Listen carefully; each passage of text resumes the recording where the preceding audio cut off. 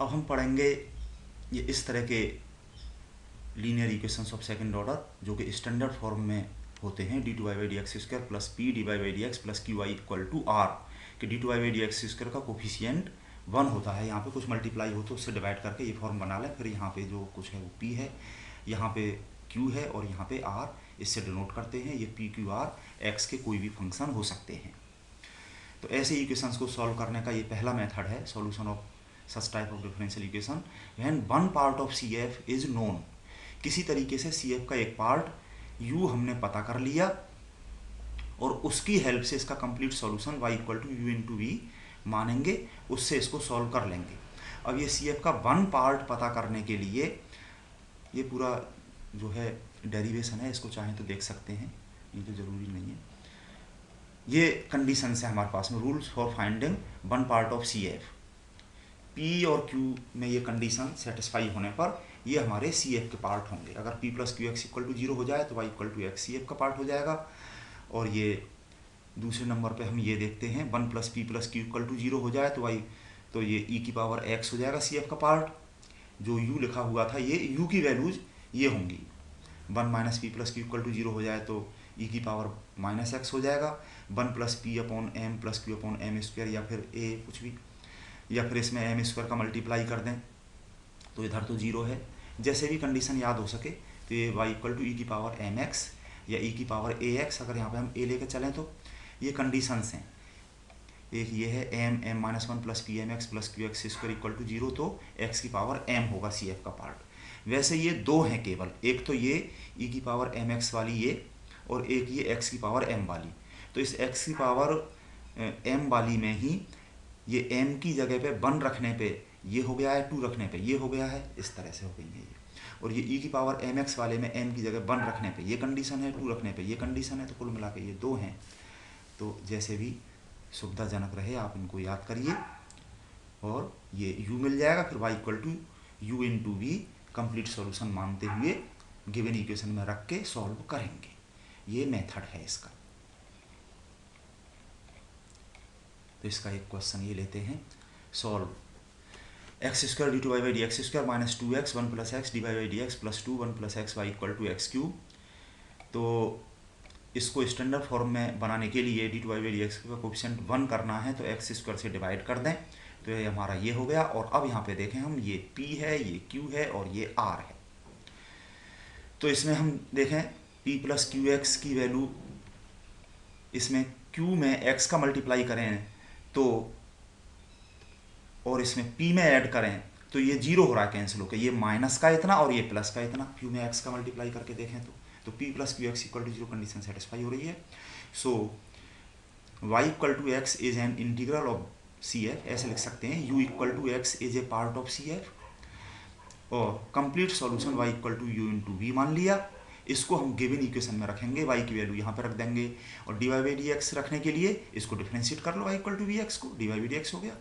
एक बार और इसको डिफरेंशिएट कर लो D two Y by D X की वैल्यू बनाने के लिए, ये रहा। और इन सारी वैल्यूज को गिवन इक्वेशन में हमने रख दिया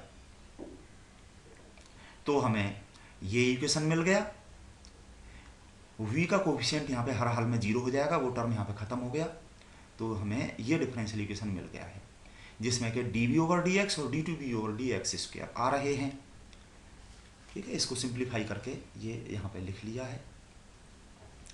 तो अगर हम d we over D x कुछ मान लें, इसको मान लिया z माना है, यहाँ पे p मान सकते हैं, इसको कुछ मान लें तो उसका डिफरेंशियल ये है। जैसे कि इसको z माना है तो ये z में एक linear equation of first order बन गया और आई एफ निकाल के इसको सॉल्व कर लेंगे। चाहे तो इसको p मान सकते हैं तो ये d p over D x minus 2p equal to 1 हो जाएगा और इसका आई एफ निकाल के इसको सॉल्व कर लेंगे। और अगर किसी डिफरेंशियल इक्वेशन में राइट हैंड साइड में यहाँ पे 0 है तो यहाँ पे 0 होगा, फिर ये वेरिएबल सेपरेट होके हो जाएगा। तो दो में से ये कोई एक चीज़ लगेगी। अब यहाँ पे तो ये आई एफ इसका निकाल लिया, I F equal to u to the power integration, यहाँ पे जो कुछ भी है ये माइनस 2 डी एक्स, माइनस 2 तो कॉन्स्टेंट क्वान्टिटी है, इंटीग्रेशन डी एक्स ये एक्स हो गया, ई की पावर माइनस 2 एक्स इसका आई एफ। और ये z into I F equal to integration ये आई एफ इंटू यहाँ पे ये 1 प्लस आर्बिट्रेरी कांस्टेंट, अपनी मर्जी से कुछ भी लें, इसका इंटीग्रेशन करके ये आ गया। ई की पावर माइनस 2x से डिवीजन यानी कि ई की पावर 2x से यहाँ पे मल्टीप्लिकेशन कर दिया, तो ये z की वैल्यू आ गई इतनी। और z जो है ये हमने माना था dv ओवर dx, z की जगह पे dv ओवर dx रख दिया। अब इसको इंटीग्रेट कर देंगे तो हमें v की वैल्यू मिल जाएगी, v equal to half the constant into X plus arbitrary constant c1 into E की पावर 2x का इसमें इंटीग्रेशन कर दिया प्लस आर्बिट्रेरी कांस्टेंट, एक आर्बिट्रेरी कांस्टेंट C2 लगा लिया और कंप्लीट सॉल्यूशन होगा y equal to you into V. तो ये आ गया half X square plus C1 upon two X into, यहाँ पे थोड़ा सा गलत लिखा हुआ है, यहाँ पे देख लीजिए, इसको इंटीग्रेट करके जो आया उसमें y equal to you into v किया तो हमें ये मिल गया। This is the complete solution of given differential equation. इसी तरह से और सवाल कर सकते हैं। ये जो क्वेश्चन नंबर 3 में दिया हुआ है x plus 1 upon x is 1 integral, यानी ये u की वैल्यू दे रखी है, हमें चेक करके निकालनी नहीं है। क्वेश्चन नंबर 4 में भी ये जो दिया हुआ है y equal to e a sine inverse x is a solution, क्योंकि इस साइड में जीरो है तो CF ही सॉल्यूशन होगा, सॉल्यूशन या इसमें लिखा हुआ इंटीग्रल एक ही बात है। तो उसका एक पार्ट यानी कि u की वैल्यू ये हमें दे रखी हैं, इनमें हमें निकालनी नहीं है। आगे क्वेश्चन में देखें, ठीक है, इसी तरह से और सवाल कर सकते हैं।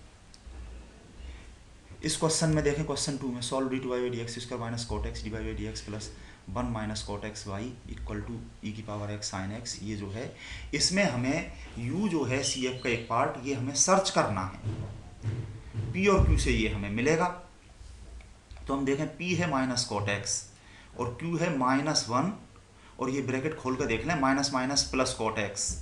तो अगर p और q को हम ऐड करें तो ये minus cot x plus cot x ये कैंसिल हो जाएंगे और इसमें प्लस 1 और कर दें तो ये माइनस 1 कैंसिल हो जाएगा।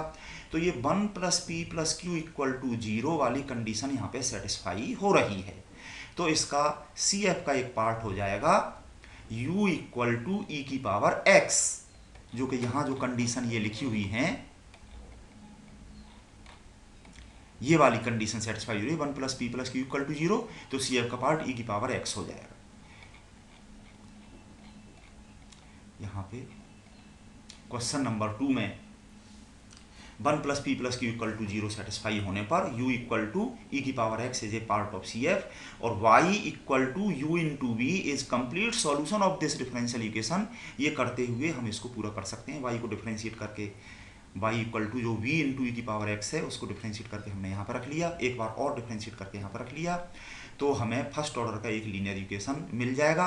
IF निकाल के उसको हम सॉल्व कर लेंगे तो उसका जो सॉल्यूशन हमें मिलेगा वो ही इस गिवन डिफरेंशियल इक्वेशन का सॉल्यूशन मिल जाएगा। तो इसी तरह से हम इसके सारे सवाल कर सकते हैं, अच्छी तरह से करें और अपनी प्रॉब्लम पूछें।